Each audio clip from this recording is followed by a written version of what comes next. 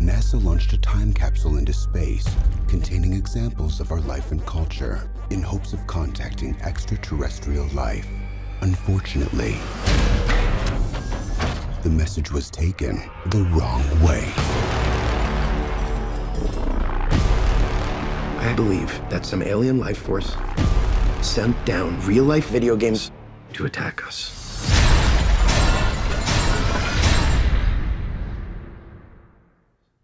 That makes sense. We've never faced a threat like this before. We need video game expertise. These guys were champions back in '82. Sam Brenner, Pac-Man World Champion. What's up?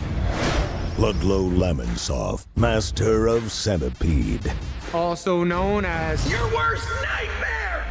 Eddie Plant, King of Donkey Kong. Please find the pattern and anticipate! I don't know the pattern! Shoot for the head! You're welcome. You got that on your face.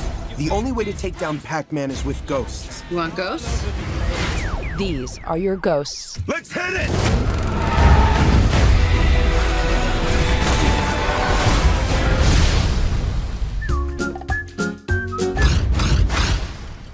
Don't tell anybody I killed the Smurf. Incoming! Get out! He's going to eat you! We got this. If we don't, the world ends.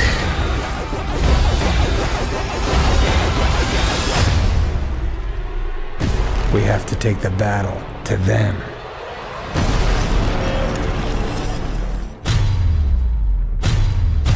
Donkey Kong. The one game you suck at.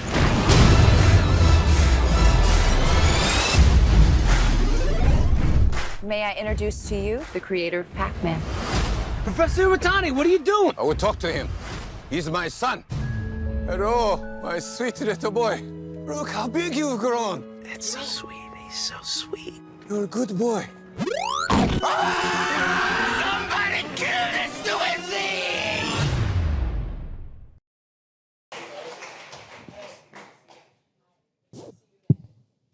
Hey guys, thanks so much for being here. Good to be here. Congratulations on the movie. You. Thanks. I want to know how you got cast. Josh, how did you get cast in this movie? Jack Black was unavailable at the time. No, I got a phone call one day from Adam Sandler, and Chris called and said, we're doing this new film, and I heard the words arcade games in 1980s and Chris Columbus, and it was like a wet dream come true.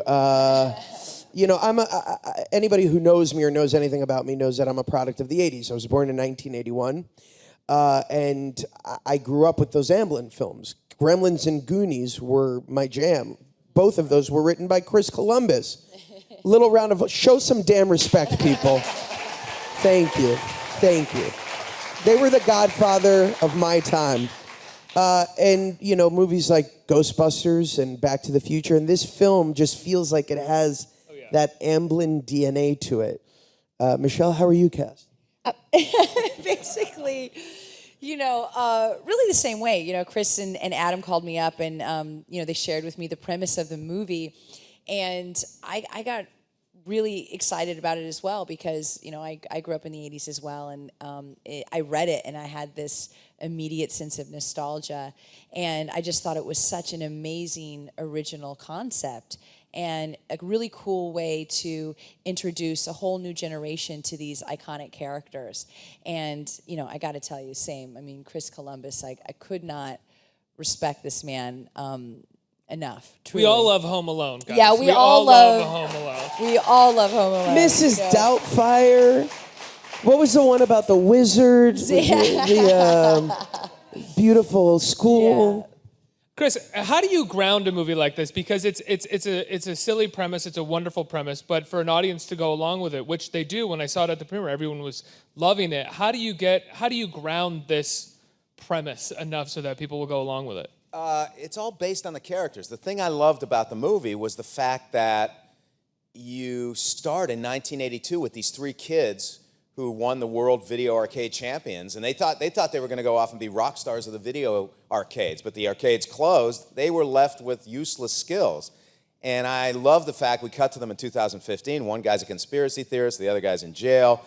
They really are lost souls. And the fact that the President of the United States gets these guys back together because they can save the planet, because they're the best gamers on the planet, it was touching to me. It made me smile. It's like you said, silly premise, but at its heart, emotional.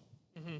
And so we were talking about Gremlins, we're talking about Goonies. Did this film, when you got the script, did you start thinking about those movies in the 80s that you worked on? Yeah, people have always been asking me, why don't you write a film like Goonies? Why don't you direct a film like the films you've written, like Goonies or Gremlins? Nothing ever came along. And this was our opportunity to recreate that Amblin vibe. In other words, you sit and you watch Pixels with a summer audience, you get that feeling you had in 1985. I don't know what it is, I can't define it, but it was truly, it's this magical sort of summer feeling.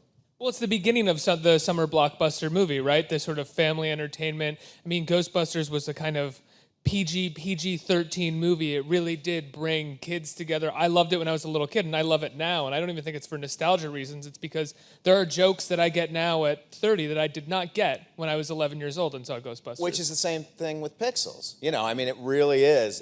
Because in directing a movie for a family audience, having kids of my own, the last thing you want to do is bore the parents. You know, I've been to plenty of those movies where I want to blow my brains out. So this movie, truly, I mean, just name a couple. No, I'm not. But it is important for a fact. Look, we're an original sort of big budget action adventure comedy in a summer of superheroes and sequels.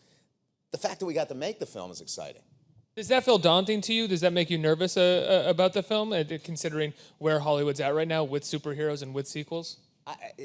I'm always nervous about any film I do. You know, you want people to see it. You're very proud of it. 2 years of your life is over on Friday, the first Friday matinees. You know exactly what the movie's going to do. So I'm incredibly nervous, but I'm incredibly proud as well. Guys, talk about working with Adam Sandler, not as an actor, but as the producer, as the head of Happy Madison. I know this was produced by his company. He handed you the script initially, right? So how does he run a set? What's he like as a producer?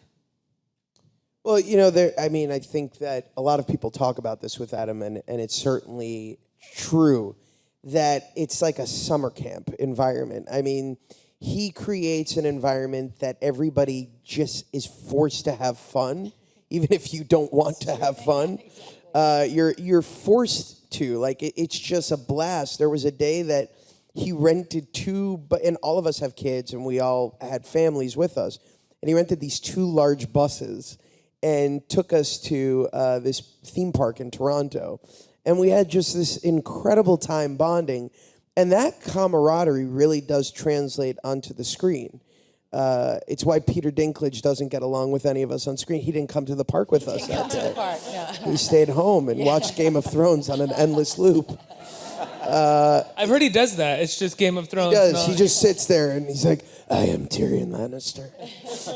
The coolest, actually, I will say this, the coolest thing about when we were shooting that is I used to go to his apartment. I'm a huge Game of Thrones fan. It's a great show on HBO. And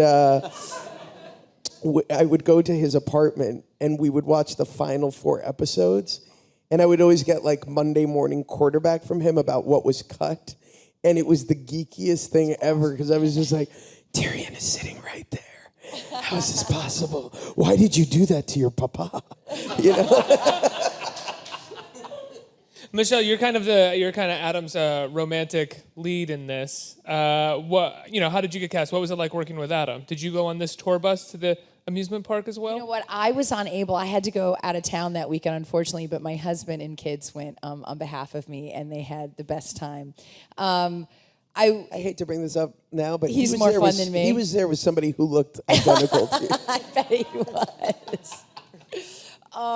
It's awesome working with Adam. You know, for someone who has done comedy before, like myself, it's not necessarily my forte. So to walk into an environment with all of these guys who are just so good at what they do, you can and I was completely supported to just improv and say things that were maybe not that funny, but a testament to their talent. They can turn around and make it funny, Well, you have a great scene right at the top of the movie where Adam Sandler knocks on a closet door where you're inside crying and drinking, and That's that scene my felt life. a little improvised. Or was that all straight from the script? There were some great one-liners there.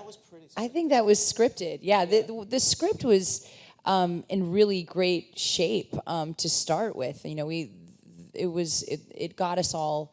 It got us all there. So we were inspired by the script, but at the same time, once we kind of got what was on the page, Chris was open to us sort of, saying what we wanted to say. And there were some days we were making a PG movie, and then there were other days or takes we were making a real R-rated movie, and so we had to hold it back. We had to hold it back a little bit. In terms of improvisation, his scene dressing down the Navy SEALs is completely improvised. Yeah. And I don't think any of the lines in the movie were in the script. But the NC-17... Did the script even call for him to do that? Because it was this wonderful sort of break from everything that was happening in the movie.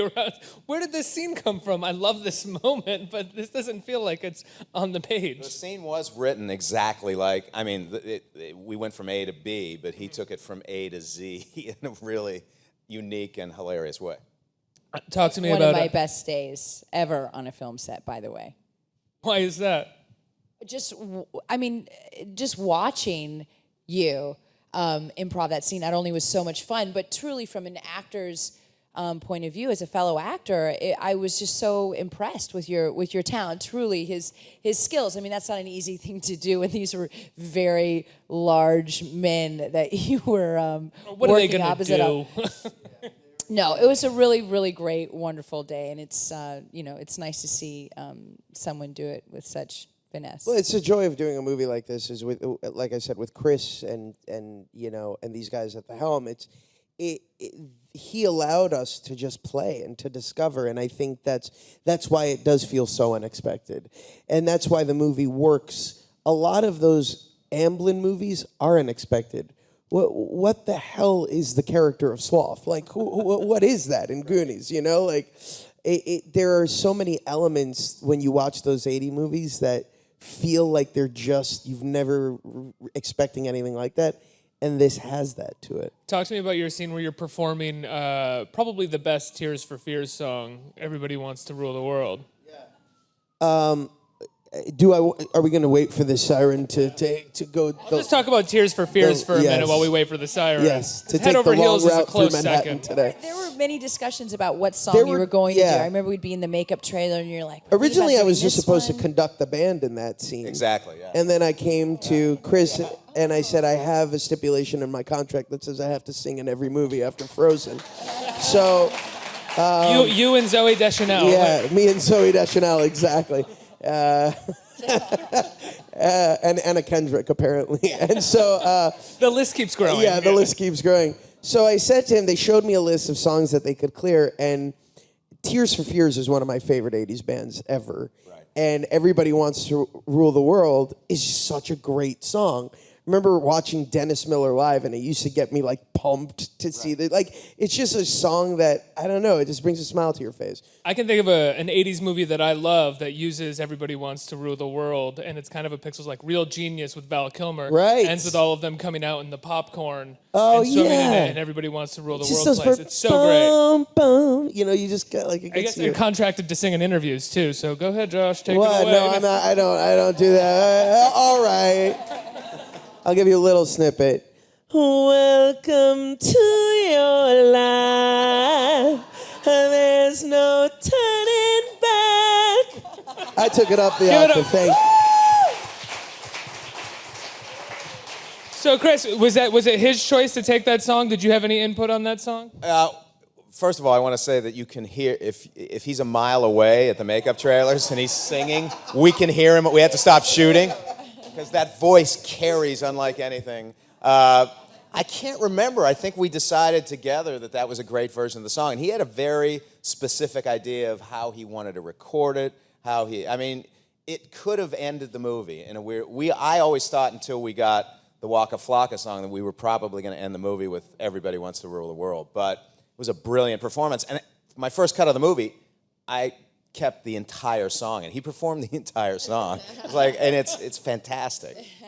How long was that? Like a 3.5 minute? No, It was unnecessarily long. It was like I recorded a 6-minute version of a think it song was- that needed I- to be 2 minutes long. Is that one of those situations where even you are like, you gotta maybe cut some of this? Oh Like, yeah, you can't really I was handle- like, Chris, this could ruin my career.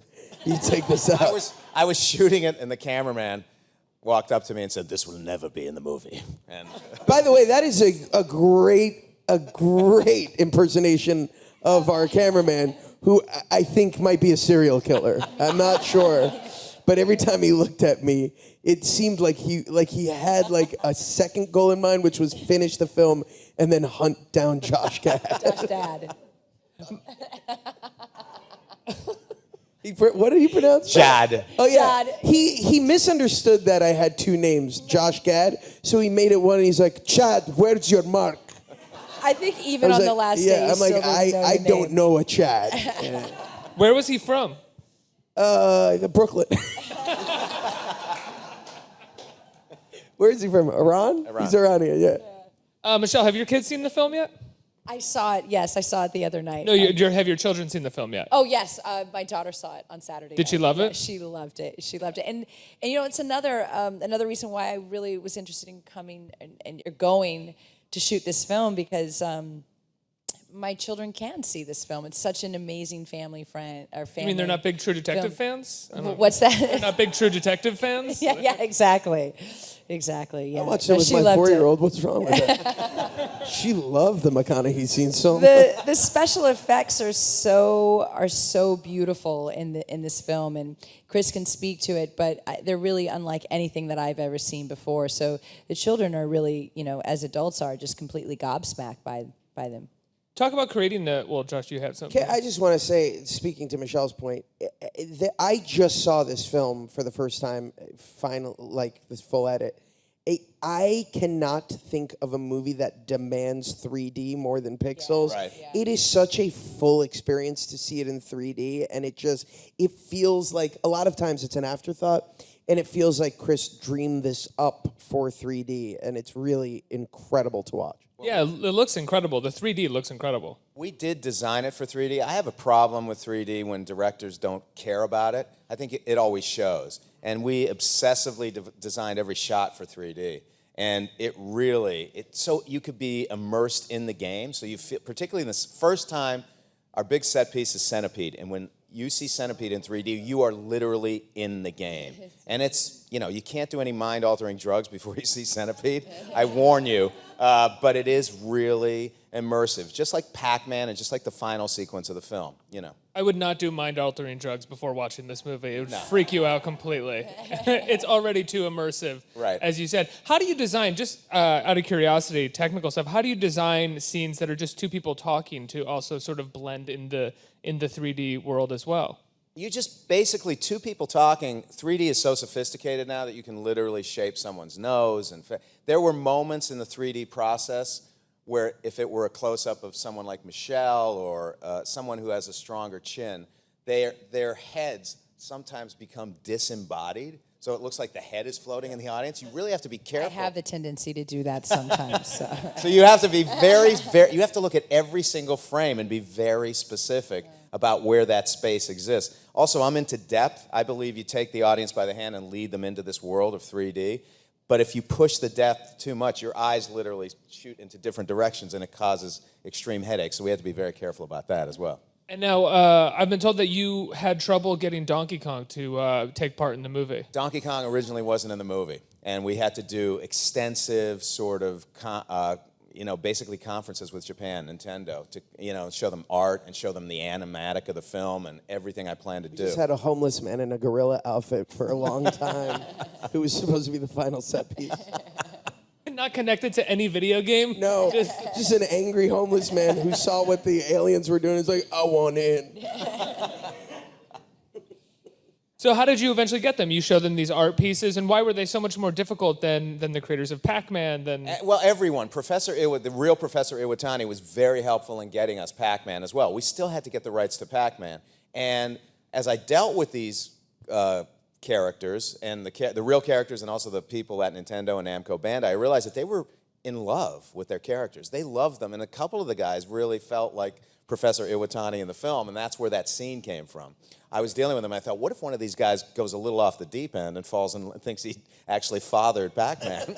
And so I wrote the scene and sent it to Adam, and he said, well, Columbus, you got to put it in the movie. So that's where that scene came from dealing with these, these companies. That also was not a bad Adam Sandler impression. What's that? You're very good at impressions. I heard Columbus a lot.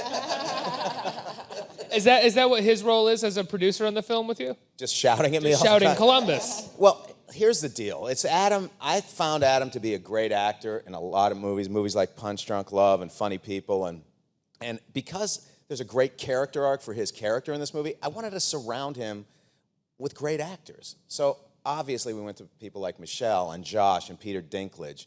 And the game was elevated. Everybody, their performance level was on a much higher level than you would expect from a comedy. We took Kevin James as attached to the movie, but I didn't want to cast Kevin James in a typical role. He was initially supposed to play a character who got cut called Scotty. So we took Kevin and we made Kevin the president, based it a little on Chris Christie, and gave him a sort of a space. In what way? I don't get it. I don't get the joke, Chris. You're gonna have to explain that. No, please. I didn't make him wear a softball writers outfit. Get ready. What's that? Said headline writers get ready. So for me, it was shaking things up a little bit and not doing what people would typically expect. So it's a very unexpected movie. And Adam he's incredibly emotional in the movie. He has a scene with Michelle on the balcony that is really extraordinarily touching, You've also stacked the deck even with actors in smaller parts that you wouldn't expect to see. A name like Jane Krakowski has a part in the film. You have Ashley Benson, and they're in pretty small roles. You clearly were sort of getting as many people as you could for all roles.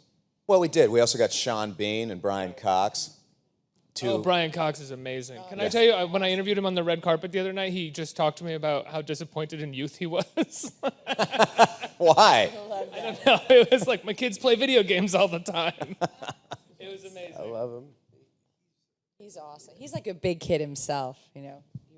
So talk to me about casting all these people, like getting all these people involved in the film.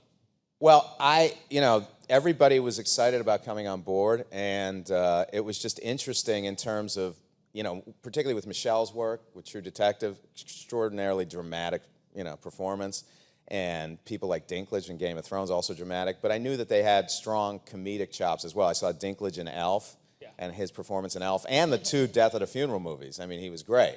So I knew Peter could really pull off a great comedic performance, and it was just, by casting comedies with great actors, you don't get much better than Sean Bean either.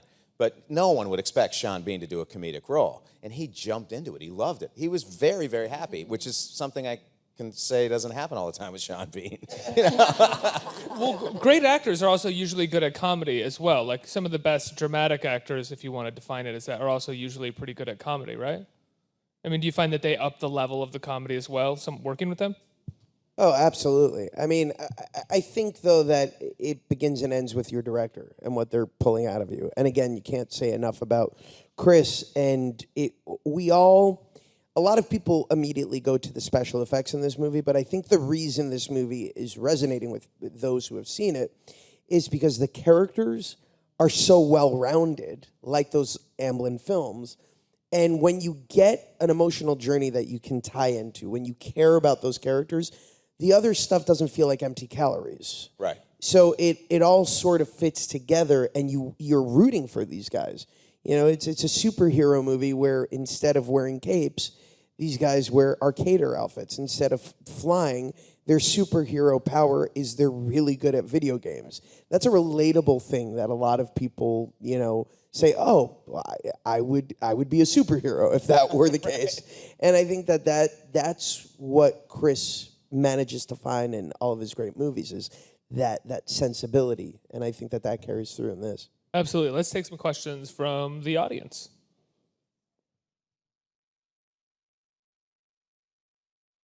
Hey, so this question is for Chris. Being that you're coming from a history of classical movies that I absolutely love, I was wondering if, as a director, if it's like a challenge for you taking on this kind of work, like animation kind of wise. I don't know if that was much of a challenge to you. as a director, you have kind of an ever-ending CGI toolbox. You can do anything. And for me, it was important to not, like the Donkey Kong scene, for instance, you could do entirely in a CGI environment. But we built that set. We built a full-on Donkey Kong set that was astounding, right? Guys, you walk in, it's also intimidating. Yeah. Because these guys were, 100 feet in the air on harnesses jumping over what would eventually be CGI barrels. So it had a real tangible, hands-on feeling. When you combine that with CGI, it really brings the audience deeper into the film. I can't explain why, but audiences are very sophisticated, and they know when it's all CGI. No matter how great it is, it takes you out of the movie a little bit. It's just like the Pac-Man sequence. We shot it all practically as a car chase, as if we were shooting an action film. Josh was being chased down the street by a souped-up golf cart surrounded with bright yellow lights. Apparently, at that point in the shoot, we ran out of budget for stunt people. So they had some guy give me a 5-minute, this is true, gave me a 5-minute speech on all the ways I could die if I didn't do it properly. And I'm like, is there no heavyset actor in the Toronto area who can come in last minute and be put in this car? I'm begging you. I have so many stories yet to tell. We have a question from Twitter from Corey Nail. He wants to know what your favorite video game characters are, each of you. Tell him if he really wanted to know, he should have been here with all of these people. Mine is Pac-Man Galaga. Pac-Man. I would have to say Donkey Kong. Because it was so hard to get them that you so hard to get Donkey Kong. Kiss their asses now? Do we have any more questions from the audience right here? Or over there? Josh, was there ever, during the movie Pixar's filming, was there a moment that you will never forget? A moment that I will never forget. I will never forget the fear in my heart having to scream over and over again at a group of people who could kick my ass with one finger. That was a very intimidating day. The Pac-Man sequence we shot that over 4 nights. And it was at the beginning of the shoot. And it was a great bonding period for us where we all really got to hang out and get to know each other. And there's something there was something magical because you were being transported back to your childhood. You're literally, it's like what you pinch yourself. I used to play in my imagination with all of these characters, pretending I could go into that world. Then all of a sudden, I'm running from Pac-Man, and it was really cool. Michelle, do you have a favorite moment of the shoot? I would probably. I really loved the Donkey Kong, as challenging as it was. I love to do stunts. I love to do any kind of action. I'm usually pretty game for that. So I would say, as uncomfortable it was, literally hanging out in a harness, catching air and getting that feeling in the pit of my stomach, I live for. So, I'll run over. Did you do any of jump those over flips that you do? I didn't do the flips. No. But I got to just jump. Jump from 20 or 30 feet. That's yes, exactly. It's tough enough. Yeah. Right here.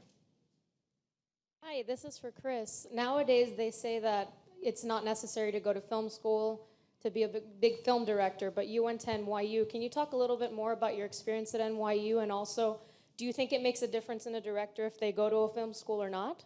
I'm biased because I still support NYU. I still support independent filmmaking, young filmmakers. And I think film schools, I wouldn't say essential, but what happens to kids today is there's a lack of seeking out film history. And as a result, if you go to film school, the best part about it is it gives you a sense of film history. You're literally watching the earliest silent films. Sometimes they make you watch them without a soundtrack, the way they were intended to be seen, which can almost put you to sleep. But you need to see the early work. There's not enough. It's just like rock and roll. If you don't know the history of rock and roll, you shouldn't be playing today. So I think film school is essential for that. It also immediately puts you in touch with a crew, gets you equipment in a way that you can't you can't get access to this kind of equipment on your own unless you have a lot of money. So I really believe in film school. I particularly, and if it wasn't for film school, I wouldn't have gotten my first agent or sold my first script. It was my writing teacher who introduced me to an agent when I was a sophomore, and that's how I started working. So without that, without film school, I'd probably be back working at the aluminum factory in Ohio where I started out. So. Did you write family-oriented films or when you were in film school? I'm wondering if you were like the rest of us in film school who wrote like really pretentious nonsense and then learned how to tell stories afterward. The first script I wrote, the film I made in film school was about a kid from Ohio, myself, going to New York City for the first time. So that was kind of autobiographical. And then the next film I wrote was about a kid trying to break out of a factory town in Ohio that was made into one of my first movie. It was called Reckless. And it was directed, it was like my Born to Run, but it turned into Last Tango in Weirton, West Virginia. So the director who barred me from the set because he didn't want me to see what he was doing, it was horrific. So I finally see the first screening of the film, and there are these two high school kids having sex. Like brilliantly, like anyone in high school can have sex brilliantly. So my agent. This sounds amazing. My agent, I think you can only get it on VHS. My agent at the time turns to me, swear to God, during the sex scene and says, Academy Award nomination. And I'm like, are you kidding me? This movie's gonna bomb, and it bombed. Did you fire the agent? What's that? Did you fire the agent? No, I kept him. He got me other better jobs. Next question. It's gonna be our last question. Okay. Hi, this question is for Josh. I have a question. When are you coming back to Broadway? And also, with the whole Patty story, like she took someone's phone. What's your crazy phone story when you were on stage? Oh, yeah. The answer to the first question is I'm always looking for that thing. I just saw Hamilton for the second time, and I literally I was with my agent, and I literally turned to her and I said, I don't know if I can ever come back to Broadway after this, because it's one of those transcendent shows that both makes you feel everything and makes you feel worthless at the same time. But I will be back sooner rather than later, I think, and it will hopefully not be in a snowman costume, like these crazy people I see. I saw two now there are two on the same block. They're multiplying like gremlins. I saw your Instagram, yeah. They really are. It's getting like Gremlins 2 when they're just starting to become like weird and like wacky gremlins. There's like a tall, skinny Olaf now. And then my story was there was a pretty big celebrity. Is Pac-Man in the room with it? What is that horrible sound? There was a celebrity in the audience who was texting, which is even more obnoxious than a phone ringing, which can accidentally happen, I get it. But to actively be texting during Book of Mormon, which is, as far as I'm concerned, it's not like a sleep-inducing show. Right. You're really kind of an asshole if you do that.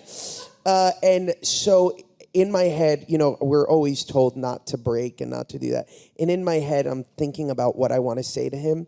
And in thinking about what I want to say to him, I literally forget my first line into You're Making Things Up Again, Arnold, which is supposed to cue the conductor to do the song.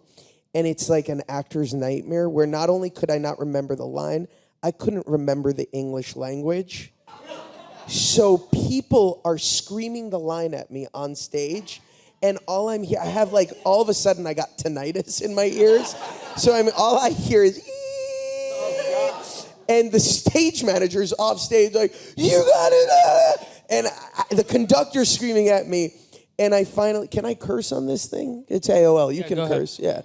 But the only thing, the worst improv in the history of improv, I look at my co-star, Asmaret, and I go, what the fuck am I supposed to say? That was the worst. That was the worst cell phone story of all time. Did you ever see that celebrity again and bring it up to them? No, I never saw the guy from Entourage again. No. I like that you didn't say which guy. Nice. We'll save that for part 2. Guys, thank you so much. Everyone should go see Pixels. Thank you so much for being here.